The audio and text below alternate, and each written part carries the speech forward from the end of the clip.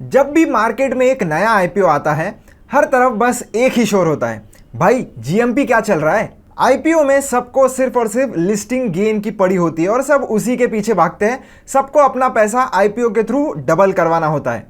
पर क्या आपको एक्चुअली पता है कि जीएमपी क्या होता है और ये कैसे काम करता है? आज हम समझेंगे कि जीएमपी क्या होता है, आप इसे किधर चेक कर सकते हो और कितना परसेंट वेटेज आपको जीएमपी पर देना चाहिए अगर आप किसी भी आईपीओ में इन्वेस्ट करने का सोच रहे हो तो। जीएमपी का फुल फॉर्म है दोस्तों ग्रे मार्केट प्रीमियम। अब इस टर्म को समझने के लिए मैं आपको एक एग्जांपल देता हूं। मान लेते हैं कि आपको कोई मूवी देखने जाना है और वो मूवी काफी ज्यादा सुपर हिट चल रही है।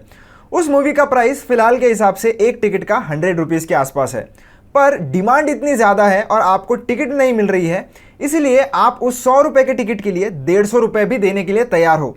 तो ये जो ऊपर के 50 रुपए जो आप उसके लिए देने के लिए तैयार हो, वही उसका ग्रे मार्केट प्रीमियम हो गया। तो इसी तरीके से दोस्तों आईपीओ भी काम करता है। मान लेते हैं कि किसी आईपीओ की लिस्टिंग प्राइस है 200 रुपए और आप उसको खरीदने के लिए 40 रुपए एक्स्ट्रा प्रीमियम देना चाहते हो, तो 20% उसका जीएमपी बन जाता है।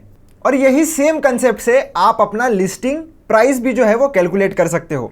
आपको क्या करना है, इशू प्राइस जितना भी होगा आईपीओ का, वो प्लस आपको जितना भी जीएमपी चल रहा होगा परसेंटेज टर्म्स में, वो ऐड कर देना है और जो भी अमाउंट आएगी वो आपका लिस्टिंग गेन या लिस्टिंग डे का प्राइस बन सकता है। अब आते हैं प्रैक्टिकल बात पर और देखते हैं कि आईपीओ का आपको जीएमपी कैसे चेक करना है। तो उसके लिए दोस्तों आपके पास दो वेबसाइट है, एक तो है चित्तौड़गढ़.com और दूसरा है investorgain.com। दोनों में से जिस पर भी आप चाहना चाहते हो जा सकते हो। दोनों पर आपको जीएमपी किसी भी नए आईपीओ की देखने के लिए मिल जाएगी। कैसे देखनी है मैं आपको एग्जांपल देता हूं। तो आप देख सकते हो, मैंने सिंपली इन्वेस्टर गेन ऐसा आपको गूगल पर सर्च करना है। पहला वेबसाइट मिल जाएगा आपको लाइव आईपीओ जीएमपी, इसके ऊपर क्लिक करना है। क्लिक करने के बाद आपको जैसे ही नीचे नीचे आप स्क्रॉल करोगे, आपको सारे जो आने वाले इधर लेफ्ट साइड में आईपीओ देखने के लिए मिल जाएंगे और उसकी जीएमपी कितनी चल रही है वो परसेंटेज टर्म्स में और प्राइस के टर्म्स में दोनों में देखने के लिए मिल जाएगी। आगे मैं आपको ये भी बताऊंगा कि मैं क्या देखता हूं किसी भी आईपीओ में अप्लाई करते हुए। तो आपको सिंपली डेटा इधर सब मिल जाता है। जैसे मान लेते हैं कि आपको ये शैडोफैक्स टेक्नोलॉजी का जो आईपीओ है उसमें अप्लाई करना है, तो आप क्या करोगे, इसके ऊपर क्लिक करिए। इसके ऊपर क्लिक करने के बाद आप जितना भी फंडामेंटल चीज़ें आपको यहाँ पर मिलती है वो आप पढ़ सकते हो। या तो आपको इस कंपनी का डॉक्यूमेंट चाहिए, आईपीओ का डॉक्यूमेंट जो है वो भी आप पढ़ सकते हो अपना फंडामेंटल एनालिसिस करने के लिए, जो कि बहुत ज़्यादा इंपॉर्टेंट है। बाकी आपको इसके जीएमपी का जो ट्रेंड है कि किस दिन को इसका जीएमपी जो है वो बढ़ रहा है, घट रहा है, कितने रुपए से बढ़ घट रहा है और आपको कितना प्रॉफिट होगा अगर इसी सेम प्राइस पर वो लिस्ट होता है तो उस हिसाब से इन्होंने कैलकुलेशंस भी इधर दिया हुआ है और ये कब अपडेट होता है वो भी टाइमिंग इन्होंने दी हुई है।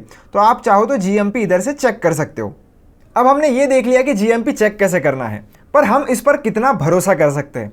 ध्यान रखना दोस्तों, ये जीएमपी जो भी आपको दिखाई जाती है ये बिल्कुल भी ऑफिशियल नहीं होती है। ये एक सेकेंडरी मार्केट में डिमांड और सप्लाई के द्वारा बनाई गई एक प्राइस होती है। तो ये हमेशा फ्लक्चुएट होते रहती है और कोई भी ऑफिशियल अथॉरिटी इसको मॉनिटर नहीं करती है। तो आपको सिर्फ और सिर्फ ग्रे मार्केट प्रीमियम देखकर कभी भी किसी भी आईपीओ में इन्वेस्ट नहीं करना है। मुझे जब भी किसी भी आईपीओ में अप्लाई करना होता है, मैं सबसे पहले उसके फंडामेंटल्स चेक करता हूं। अगर मुझे फंडामेंटल्स ठीक लगते हैं, समझ में आते हैं और मुझे ऐसा लगता है कि ये कंपनी अच्छा करेगी, उसके बाद मैं देखता हूं कि जीएमपी कितना चल रहा है। अगर जीएमपी 20 या 30% से ज़्यादा होगा, किस दिन कि जो भी आखिरी दिन होगा उस पर्टिकुलर आईपीओ का अप्लाई करने का, उस दिन का जीएमपी मैं चेक करता हूं। तो उस दिन उसका अगर जीएमपी 20 या 30% के आगे है या उतना है, तो मैं जाकर उस आईपीओ का अप्लाई करना प्रीफर करता हूं। अब ये मेरा मेथड है, बाकी आपको अगर और कुछ फिल्टर्स या सर्टेन पॉइंट्स इंक्लूड करने हैं तो आप कर सकते हो।